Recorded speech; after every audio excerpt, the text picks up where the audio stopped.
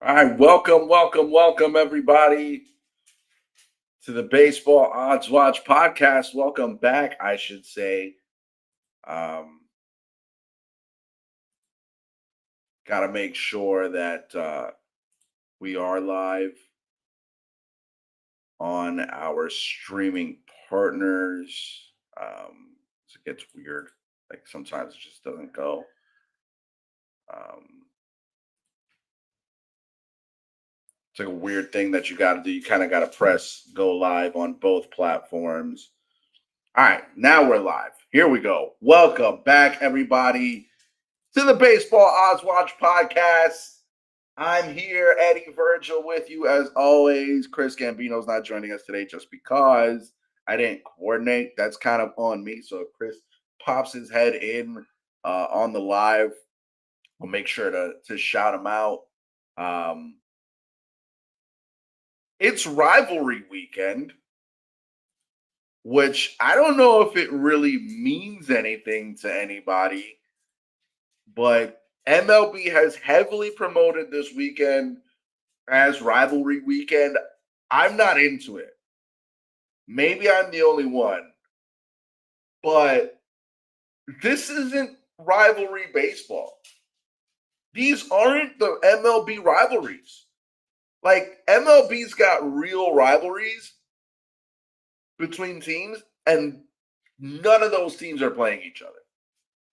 The closest team to a rivalry on this rivalry weekend is the Angels or the Mets and Yankees, right? Because they're the only ones who on this list of matchups, right? Let me start that statement over. I'm not buying into MLB's rivalry week because I don't feel like there are any real MLB rivalries playing. If you look at these matchups, it seems also fabricated, right? This seems more like a marketing stunt. And the thing is, there are real rivalries in baseball that you could have just scheduled them because all those teams are playing. All those real rivals are playing this weekend. They're just not playing each other. The only team that you can say is maybe a rival here is the Mets and Yankees, right? Because there is history back when like Roger Clemens and Mike Piazza hated each other, right? And we've had the incident between a couple years ago between Francisco Lindor and Giancarlo Stanton. But other than that, I mean, there's no real rivalries here, guys. This isn't real. This isn't real. These are fabricated. The Yankees' rivals are the Red Sox. The Mets' rivals are the Braves. The Dodgers' rivals are 100% not the Angels, and that's who they're playing. So MLB could have just done it that way. They could have just had them play each other, right? Why are they playing random teams? You want to do it right. Have the Red Sox play the Yankees. Have the Mets play the Braves, who are their rivals, right? And then I'd have the Cardinals play the Cubs, because those are real rivals. I'd have, you know, the Dodgers maybe play the Padres or the Giants, because those are rivals. But like it's doable without having to make it up. MLB just kind of made this up. Oh, Shohei Ohtani is going to be playing against the Angels. Who cares? There was no bad blood when Ohtani left. I don't think anybody expected Shohei Ohtani to stay with the Angels. He went to the Dodgers. That's what he should have done. So this kind of fabricated rivalry weekend, I don't think it's going to yield anything for baseball. Right? Besides the Mets, Yankees, I don't think anybody cares. Like people want to see Juan Soto go back to Yankee Stadium. Sure, fine, great. But other than that, in this rivalry weekend. There's nothing happening. If this isn't real, MLB, you could have done a real good like college football style rivalry weekend, and you completely missed the mark. Fine, you got the Beltway series going with the Nationals and the Orioles. You've got the North Side versus South Side in Chicago between the White Sox and the Cubs. Great, but like those aren't rivalries. The Cubs and Cardinals, that's a rivalry. The Padres and the Dodgers are the Giants and the Dodgers. Those are rivalries. The Red Sox and the Yankees. I mean, that's obviously that's the rivalry everyone knows. The Braves and Mets. Those are rivalries, guys. MLB, you just missed the mark, but it's fine. I'm still gonna watch. Who doesn't want to see Juan Soto go back to Yankee Stadium? Like, let's be real here. Everybody wants to see how that goes. He's gonna get booed, but we know how it's gonna go. He's gonna get booed, and he's gonna go 2 for 4. Might throw a home run in the mix, and then he's gonna do Juan Soto things. So let's talk Yankees a little bit since we're on the topic. They're in first place. They're looking great, right? They're looking really good in the Bronx right now.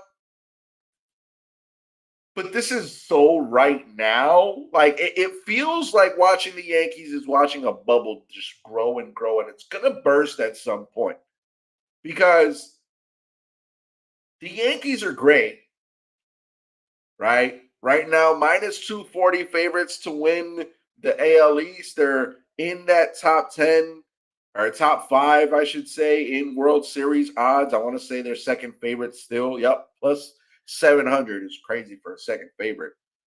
But they've got the Dodgers at plus 250. So the Yankees look good, right? But again, I watch them and I feel like it's a bubble. I don't know how long we can sustain what we're doing, and I feel like a trade is going to be due around the deadline for a pitcher. Like, I don't know how we're getting away with this. I don't know how they're getting. I shouldn't say we. I'm not on the team, and I try to be as unbiased on the Baseball Odds Watch podcast as I can, but it feels like a bubble. It feels like surreal that they're playing as good as they are.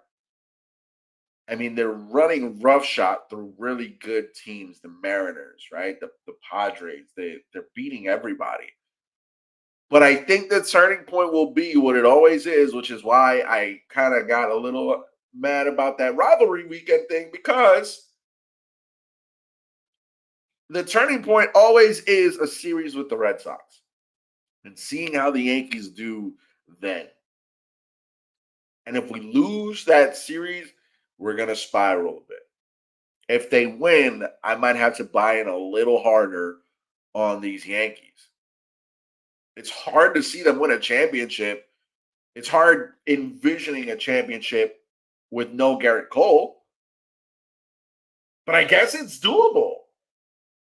Like, if they can win without him, how far can that go, right? So there's that. Boston's in second place, though, and they have like these weird shades of greatness, and then they have these real shades of nothingness. You know what I mean? Like, some games they're great. They're not even above 500. The Yankees are the only team in the AL East above 500. And Boston's down by a game, 22 and 23. They're 4 games out from the lead, plus 450 second favorites to win the AL East. But the story in the AL East right now is the Baltimore Orioles. More specifically, how bad the Baltimore Orioles are and how shocking it is. Like, fine, they didn't do much at the off season during the off season in bolstering their roster. Really didn't they didn't do much of anything. We'll say, but still, dude. But still, 15-27 is not what anybody thought the Orioles would do. They have the second worst record in the American League. The only team in the American League that's worse than them right now is the Chicago White Sox. They're doing right about as bad as the Pirates. So they've got the third worst record in all of baseball. This was a playoff team last year. But this is what happens when you fall asleep at the wheel during the offseason as a front office. Because that's what happened. That's what happened to the Orioles. They did nothing. They got Sugano like he was the next Yoshinobu Yamamoto or something. And they did nothing else. They did nothing else.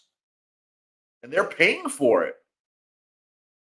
They're paying for it. 15-27.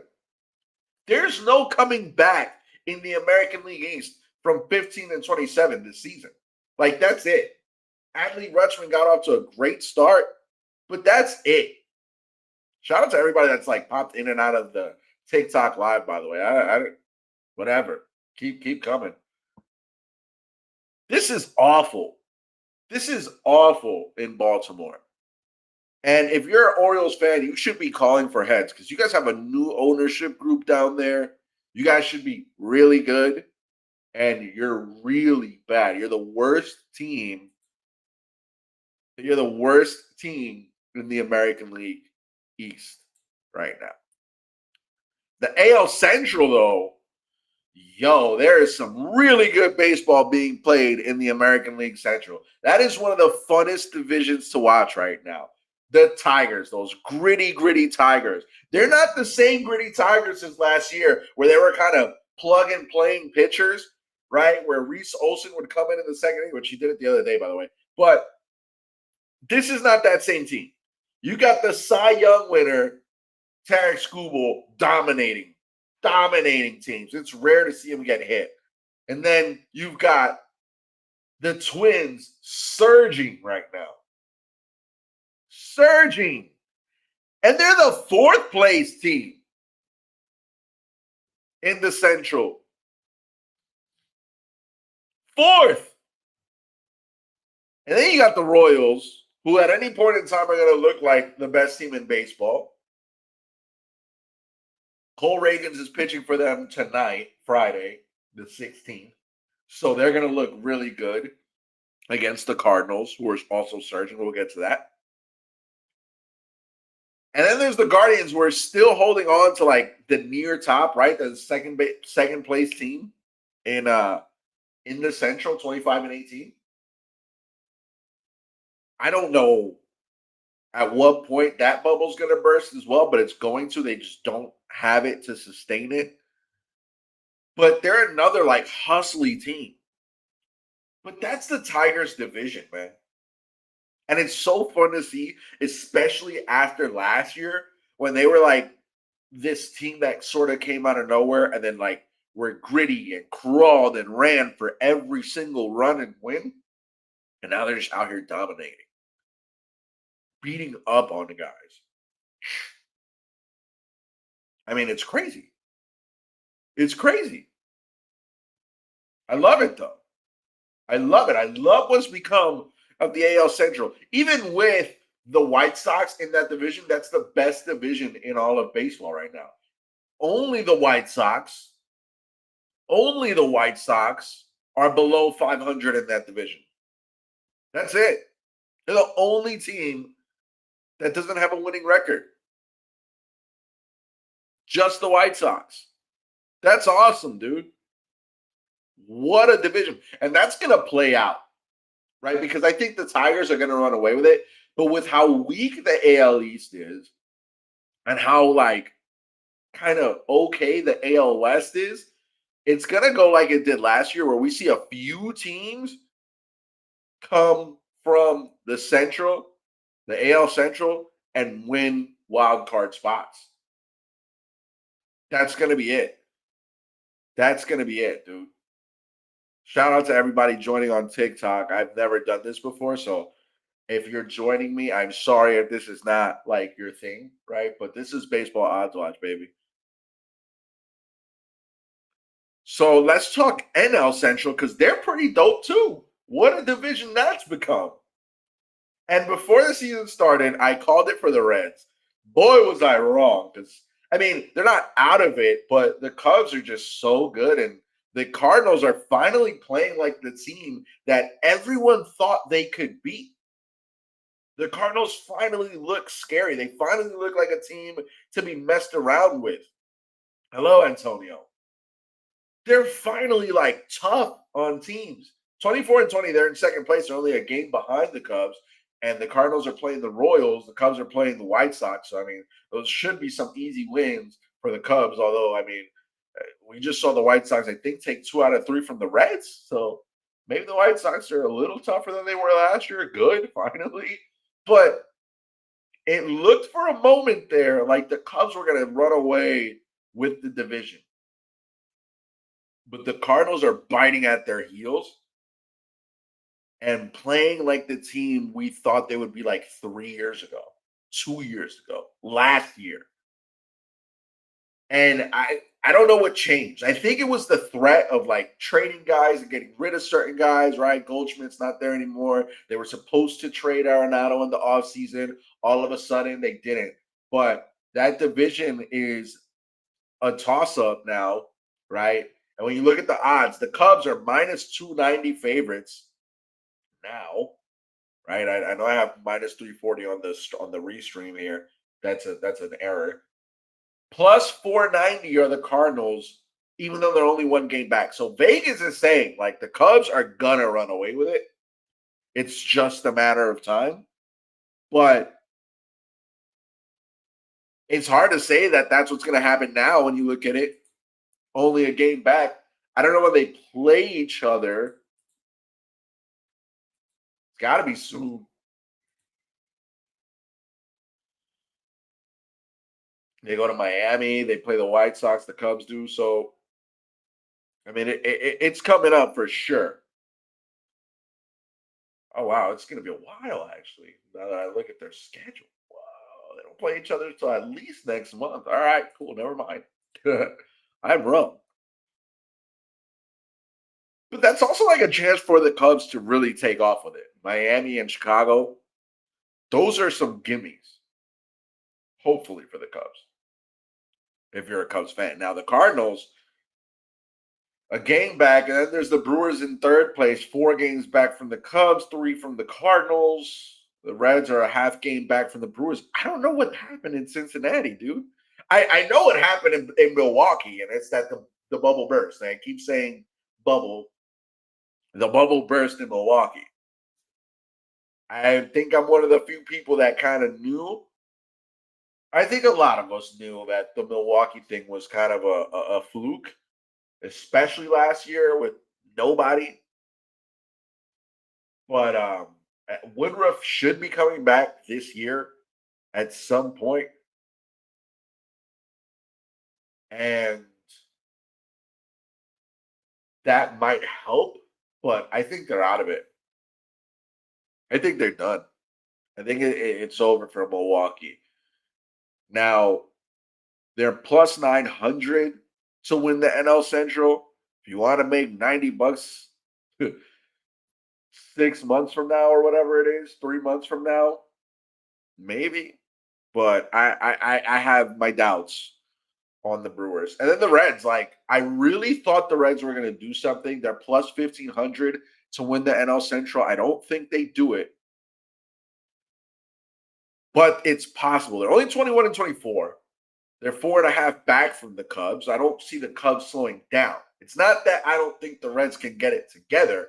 It's that I don't think the Cubs are going to slow down enough for the Reds to overtake them with Terry Francona at the helm. And the team that they have, though, Ellie De La Cruz, Matt McLean, Santiago Espinal, Reese Hines, Will Benson, Stuart Fairchild, I really thought this was going to be the year that the Reds took off with the NL Central. The fact that they're not sort of surprises me. Not sort of, it does. I took them to win this division. I really don't think they're going to. There's still a lot of baseball left to be played, somewhere around 70 something games left in the season. But I don't think they come back in the Central. And then there's the Pirates, who don't even have a coach right now. So I'm not even worried about them. Let's go AL West, shall we? Because the Mariners, they're getting more offensive output than they got last year, and they're getting pretty much the same pitching. And that was their problem last year, was the offensive output wasn't supporting the pitching. And all of a sudden, they're getting it, and they're in first place. But the Rangers are a half game back going into this weekend, and Jacob deGrom is back. And I'm not just saying he's off injury. Jacob deGrom is back. He dominated, shut out the Astros yesterday. Him and Ben Brown last night were going at it. It was a 1-0 game. And if you like offense, that wasn't the game for you. Don't turn on the TV anymore when Jacob deGrom is pitching, because you're not going to get any offense. deGrom, the deGrom we knew in Citi Field, is back with the Texas Rangers. And that makes Texas a really dangerous team, because at any point in time when that lineup activates, the way Wyatt Langford has started the season, Seager, Simeon, Adolis providing the power out of the 4-hole, that team can beat about anybody. It's just been a matter of their pitching. Eovaldi could be hit or miss. Now, with deGrom pitching the way deGrom's pitching, all of a sudden that team is scary. And if the Mariners aren't careful, they will let last year repeat itself, where they were in first place pretty much all year and then lost it and didn't even make the playoffs. And the way that the AL Central is shaping up, right, where 4 out of 5 teams in the AL Central are way above 500, you need to win your division in the American League. You have to. Because if we go back to the AL Central for just a second, right? The Tigers right now, Correa and Buxton, literally right now, because it just happened yesterday, they're on concussion protocol. The Twins, rather, not the Tigers. They're on concussion protocol. If they are healthy, the way that they've been playing, those Twins are the most dangerous team in baseball. That lineup is crazy. Their pitching staff with Pablo Lopez and Joe Ryan, and then Duran coming in to close things out, is scary. So if you're in the West, you need to win your division. The Rangers are a half game back from the Mariners, who are in first. And then the Astros are a game back from the Rangers, so a game and a half back from the Mariners, who are in first. When you look at the odds, though, this is not like the Central, where odds makers are saying that this is this team's division. Not at all. The odds makers are making the AL West a toss-up. Plus 140 are the Mariners as the favorites. Plus 140. Plus 200 are the Rangers, right behind them.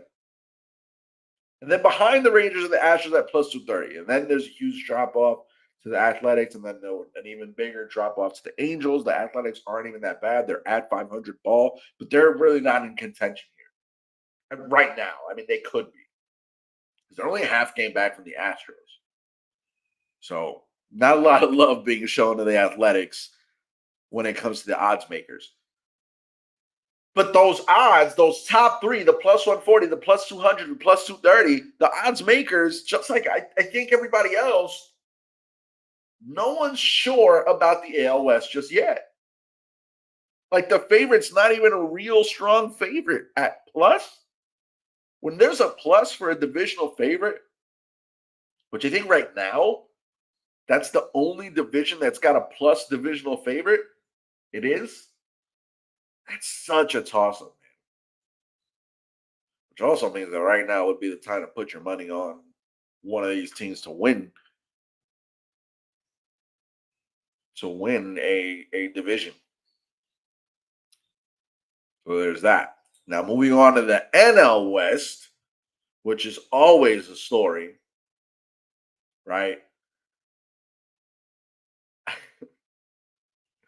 It's so hard to talk NL West. And the reason why is because it's hard to say that the Dodgers are not going to win the NL West. But then you look at the standings and you're like, well, the Padres are only a game back. And they're good. And there was like turmoil this offseason. No one knew what the future of the organization itself was. And yet, they're a game back from the Dodgers. Now, the Dodgers are minus 550 favorites to win that division. They're the strongest favorite to win their division in all of MLB. And the Padres are like at plus 650. And this is FanDuel's odds. I haven't even like looked on DraftKings or anywhere else. This is FanDuel saying this. Minus 550 is insane for a team that's only got a game lead in the division. Now, if you think the Padres are going to steal this division, now would be the time to make your investment. Because plus 650 is intense. $20, you're winning 20 something dollars. That's insane. That's pretty insane. 100 is going to win you 650 clean if they can pull that off. If they're only a game back. They're only a game back. So, and then there's the Giants who are 4 games back. I mean, they're good. They're not great. I don't think they can steal it. They might sneak into a wild card spot there at 25-19. They're plus 2,100 behind the Diamondbacks, who are in fourth place, but third best odds, third favorites, essentially. Boy, it's those top two. It's those top two. It's the Dodgers and Padres. They should be playing each other for rivalry weekend. So if you're thinking Padres, which some people are starting to, right? Most people thought last year that if any team was going to beat the Dodgers in a series, it was going to be the Padres. Right? I agreed. I was one of those people. If I'm being honest here, I'm a Yankee fan. I didn't really think we were going to beat the Dodgers. I didn't. I'll be honest here. Shout out to everyone that's popped in and out of the TikTok live again. I didn't think so. But the plus 650 for the Padres to win the division, just a game back. I'm just saying, those are crazy odds for a team to only be a game back. Now let's go NL East. The Mets are in control of the NL East for now. 2.5 games up on the Phillies. I don't think anyone saw that coming into this season. But the Phillies have had some skid marks, some weird games that they've lost, some games that they should have won, right? Like against the Marlins, the Nationals, right? I think they lost opening day against the Nationals. The Mets look good. Surprisingly good. And I say surprisingly just because your starters are Sean Manaea and Clay Holmes. Those are your guys, and Tyler McGill. They're not big names. They're not like household name guys. The household names are Lindor and Soto and Alonso, and they're in your lineup, and they're all performing pretty well at the same time. That's the story. Edwin Diaz is very hit or miss coming out of that bullpen again. I think he's kind of lost that, right? Like he's sort of gone from that, but I don't know. TikTok's got a bunch of stuff popping up on the screen. But yeah, man, the Braves though are coming back Acuna's on his way back. Acuna started his rehab assignment for the Braves, plus 400 to win the division. The Phillies are plus 190. The Mets minus 125 favorites. Braves are 6 games back. It's a long, long way back right now.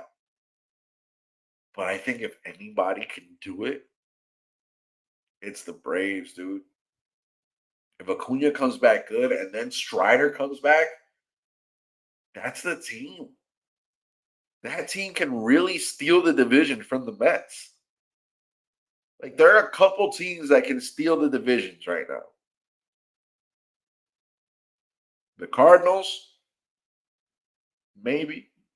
Not really. I'm not even going to say the Cardinals. The Rangers, for sure, can steal their division. The Twins can steal their division. And the San Diego Padres. Not even the Twins. The Rangers, the Padres, and the Braves. I don't think the Phillies take the division. I think, I said it last week, I think Philly has plateaued. They've leveled out. Like, they're not going any further than they've gotten. That's about it. Now, I think the Braves with a healthy Acuna and a healthy Strider, they can surge. They can make a real push.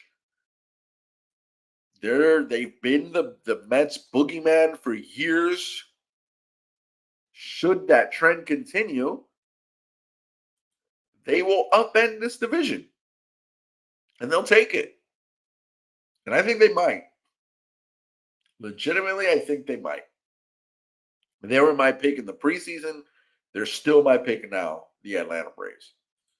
So with that being said, that's our show.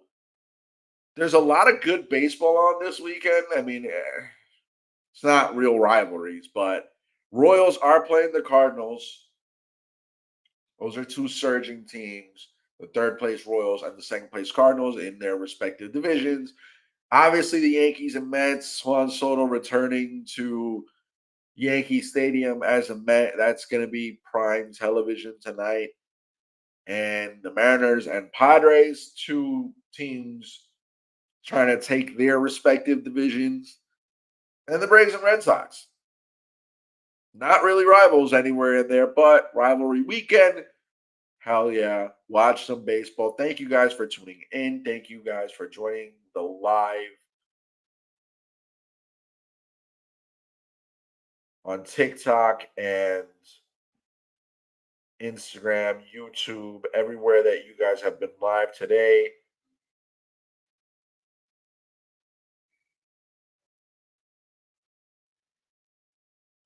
I've really enjoyed this. Thank you guys, and I will talk to you again next week.